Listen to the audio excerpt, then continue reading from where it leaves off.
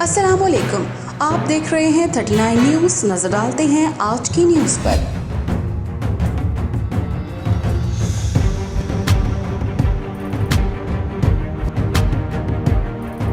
تفصیلات جانتے ہیں اپنے نمائندے سے۔ وزیراعلیٰ پنجاب سردار عثمان بزدار کی سگیاں آمد۔ وزیراعلیٰ عثمان بزدار نے سگیاں روڈ اور شرکپور روڈ کی تعمیر و بحالی کے منصوبے کا سنگ بنیاد رکھ دیا۔ اس موقع پر D G L D A Ahmad Aziz Tarar نے منصوبے کے بارے میں تفصیلی بریفنگ دی۔